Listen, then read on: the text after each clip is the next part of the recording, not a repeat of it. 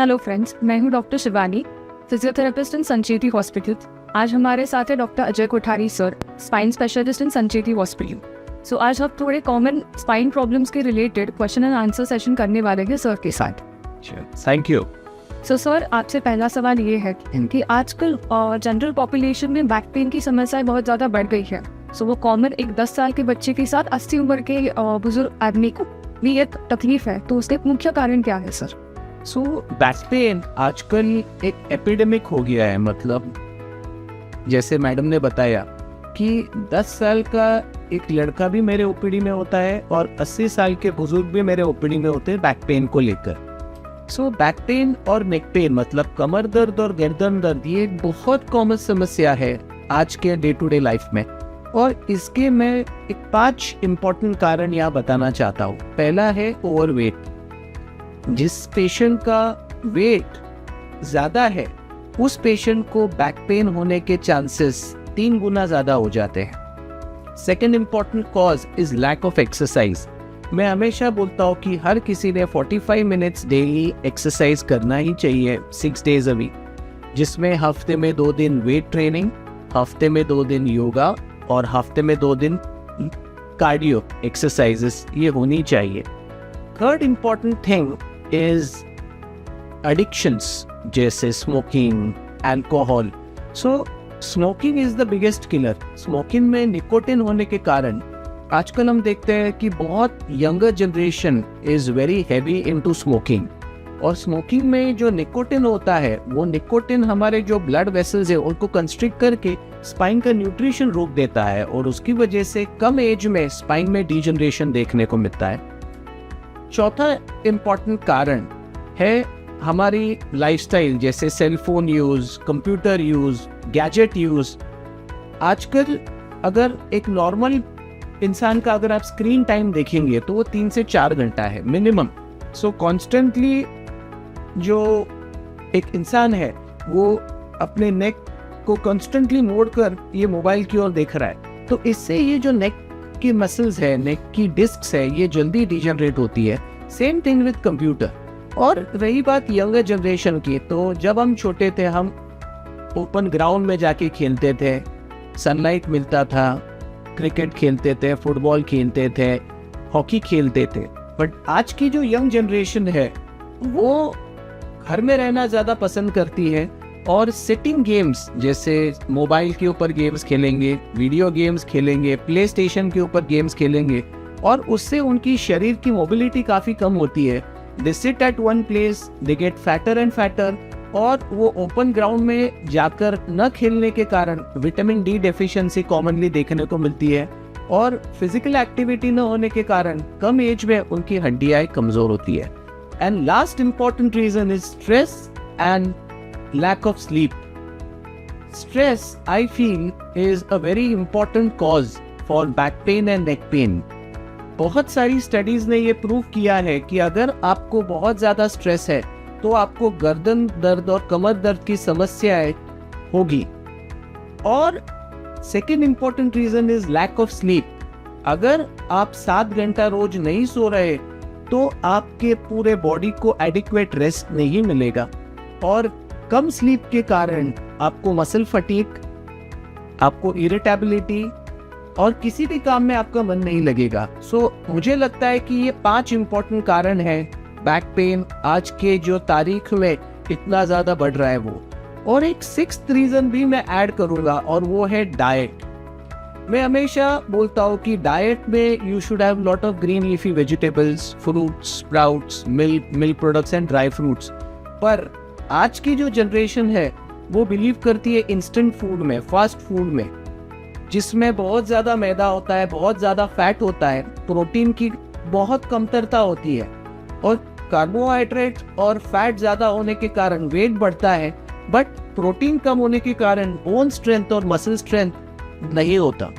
और इसीलिए ये जो fast food, pizza, burger, pasta, packed food, ये खाने का जो कल्चर है उसकी वजह से भी स्पाइन के प्रॉब्लम्स बहुत ज़्यादा बढ़ रहे हैं। सर, एक और सवाल था आपसे। हम अभी देख रहे हैं कि पॉपुलेशन में बहुत सारे लोगों का डेस्क जॉब रहता है, लोग सेलफोन यूज़ करते हैं, दिन में पूरा काम तो सेलफोन पे ही चलता है लोगों का। सो इसका परिणाम हमारे स्पाइन पे कैसे रहता है, मतलब गर्दन और पीठ का दर्द? So the whole concept of kids raising is changed. So coming back to cell phones, cell phone का एक average screen time research बताता है कि it is around 3 hours average. So 3 घंटा हर एज ग्रुप का इंसान अपनी नेक को मोड़कर वो सेल फोन देख रहा है। तो जितना उसका नेक मुड़ रहा है उसका उतना ज्यादा नेक में डीजनरेशन देखने को मिल रहा है। It is called texts neck syndrome और it is also called tech neck syndrome. और द स्टडीज हैव प्रूवन कि जितना ज्यादा आप कॉन्स्टेंटली झुक के सेल फोन के ऊपर, कंप्यूटर के ऊपर काम कर रहे हो, उतना आपका नेक का जो मसल्स है, नेक के जो डिस्क्स है, नेक के जो वर्टेब्रा है, उसमें डीजनरेशन देखने को मिलेगा। So yes, because of computer and mobile use which is increased, spine problems have tremendously increased. और दूसरा इंपॉर्टेंट कारण है कि अगर इंसान 3 से 4 घंटा सेल फोन में इस्तेमाल करेगा तो वो बाहर जाके कब अपना फिजिकल फिटनेस के लिए, एक्सरसाइज के लिए टाइम मिलेगा। और इसके कारण वेट बढ़कर ऑटोमेटिक बैठ कर आपका बैक पेन भी इक्वली ज्यादा डीजनरेट होता है। So I feel cell phone has a big role to play in your neck and back problems. अगला सवाल सर आपसे ये है कि बच्चे प्लेग्राउंड पे कम और ज्यादा सेल फोन पे ज्यादा दिखते हैं अभी, तो उसका दुष्परिणाम स्पाइन पे आगे जाके फ्यूचर में कैसे हो सकता है बच्चों को? So spine, cell phone and kids, अगर हम इसको एनालाइज करें तो एक्सेसिव सेल फोन यूज के कारण 2 चीजें अफेक्ट होती है बच्चों में। एक तो उनका स्पाइन का स्ट्रक्चर, मैकेनिकल डैमेज होता ही है। जैसे अगर आप कॉन्स्टेंटली झुककर आपके नेक की ओर देख रहे हो मोड़कर, तो आपकी लिगामेंट्स, बोन्स, मसल्स और डिस्क में डीजनरेशन तो आएगा ही, जिसके कारण आपके स्पाइन में वेयर एंड टेयर होगा, नंबर 1। नंबर 2, उसका इफेक्ट है आपके मेंटल हेल्थ पर। एक रिसर्च स्टडी है हार्वर्ड से, वो बताती है कि जो छोटे बच्चे रोते हैं तो उनके माँ बाप उनको सेल फोन पकड़ाते हैं और उस पे उनको पोएम्स दिखाते हैं, उनको स्टोरीज दिखाते हैं। तो इसका बहुत डेंजरस इफेक्ट उनके मेंटल हेल्थ पर पड़ता है, क्योंकि बचपन से ही उन पे ये एक असर पड़ता है कि सेल फोन उनका सबसे अच्छा दोस्त है।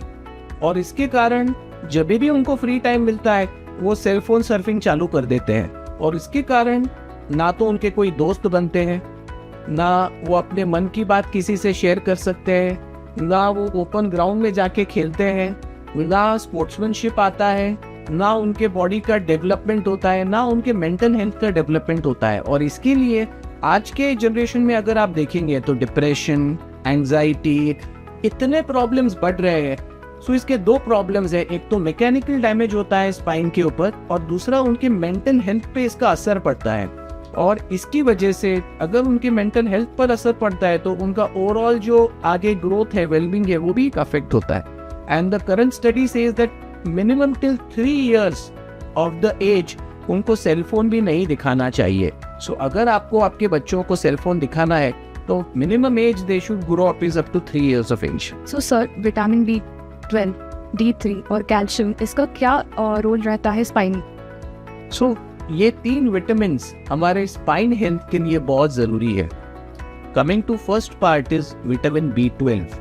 सो विटामिन B12 ये एक ऐसा विटामिन है जो हमारे नर्व्स और स्पाइनल कॉर्ड के नरिशमेंट के लिए बहुत जरूरी है।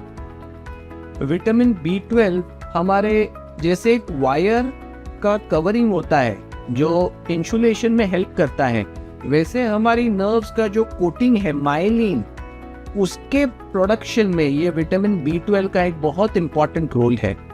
और विटामिन B12 डेफिशिएंसी से यूजुअल सिम्टम्स देखे जाते हैं, जैसे you feel fatigue very early, you feel tired, you feel dull, you feel low, चीजें याद नहीं रहती and your overall metabolism goes down.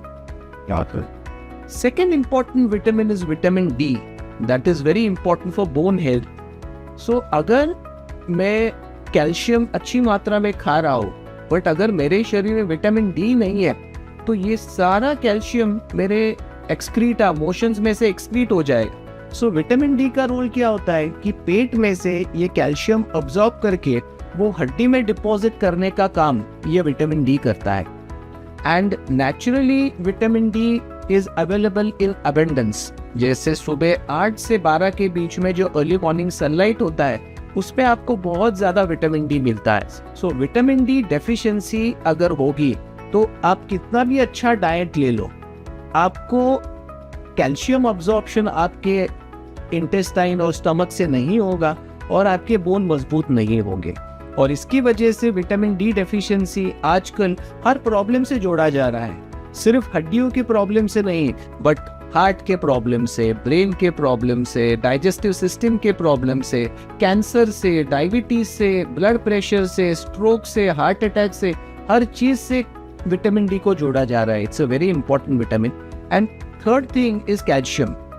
सो मैं हमेशा बोलता हूँ कि ये बिल्डिंग खड़ी है सीमेंट के ऊपर, अगर ये सीमेंट मजबूत है तो आपकी बिल्डिंग मजबूत है, बट अगर ये सीमेंट कमजोर होगा तो आपकी बिल्डिंग मजबूत नहीं होगी। तो हमारा जो बॉडी खड़ी है वो बोन्स के ऊपर खड़ी है, और अगर हमारे बॉडी में कैल्शियम ही नहीं होगा तो we are more prone for fractures, we are more prone for getting back pain, neck pain, knee pain, ankle pain. क्योंकि अगर अपना स्केलेटन ही वीक है तो आपका हर पार्ट कभी ना कभी कहीं ना कहीं दर्द होता ही रहेगा।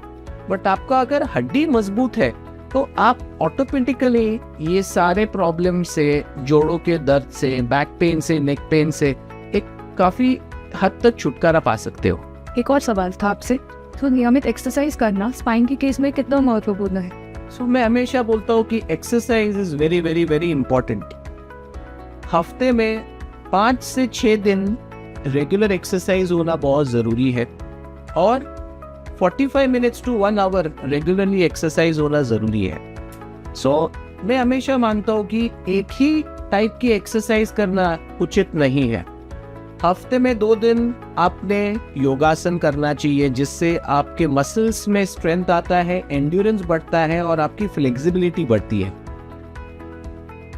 हफ्ते के अगले 2 दिन आपने वेट ट्रेनिंग करना चाहिए, बिकॉज आपके मसल्स को थोड़ा वेट के साथ मजबूत होना भी जरूरी है, दैट इज इक्वली इम्पोर्टेंट। और अगले 2 दिन आपने कार्डियो करना चाहिए, जो आपके हार्ट के लिए और ओवरऑल ब्लड सर्कुलेशन के लिए बहुत इंपॉर्टेंट है, जिसमें ब्रिस्क वॉकिंग हो गया, जॉगिंग हो गया, साइकिलिंग हो गया, स्विमिंग हो गया, ट्रेडमिल के ऊपर दौड़ना हो गया, cycling, all these things are very important.